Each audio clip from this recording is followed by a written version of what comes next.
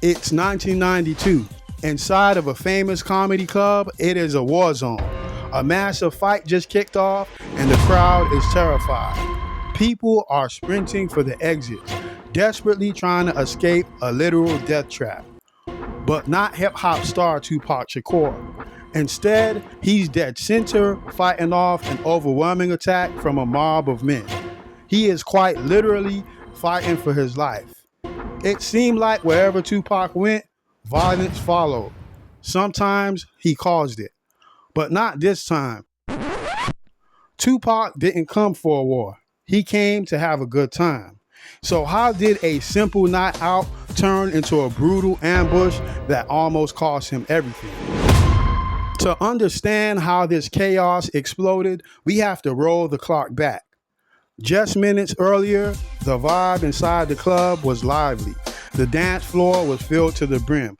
Tupac and his entourage were right in the middle of it, laughing, joking, and completely lost in the crowd. No security, no paranoia. Just a 21-year-old star tasting freedom. But in 1992 Los Angeles, those good times never lasted that long. Suddenly, the music stopped. Then the screams of terror began. Heavy wooden chairs were being thrown directly into the crowd by a faction of Rolling 60s Crips. Out of nowhere, one of those flying chairs struck Tupac's friend and rapper Tretch. Bam! Was this a coordinated attack on him by the Crips? Actually, no. See, just days prior, the Crips had lost a fight to the Bloods in this exact location. Their pride was damaged, and they were back for absolute revenge. Tupac and Tretch were just caught in the middle of the crossfire. Anyone else would have sprinted for the nearest exit, but not Tupac and Tretch. They were not like everybody else. The second he realized who threw the chair at Tretch, his fight or flight response kicked in, and Tupac only knew how to fight. He didn't even run. Instead, he scanned the room, he grabbed a heavy bar stool, and immediately chucked it right back at the gang members.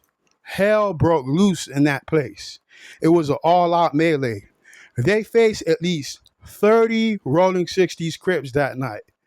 Even though they were outnumbered, Tupac, Tretch, and their entourage fought with everything they had to stay alive. Fortunately, they made it out of the comedy club in one piece. But just because they escaped the brawl, things were not over yet. They actually triggered something worse. The Rolling 60s put a green light on both rappers after that night. With a hit hanging over their head, time was running out. Tretch and Tupac refused to run. Instead, they did the unexpected. They called for a private meeting with the higher-ups of the Rolling 60s Crips. They presented their case clearly. They meant no disrespect to any of the members they fought. They were just two young artists trying to make it home alive. The Crips lifted the green light on both rappers. Everyone went their respective ways.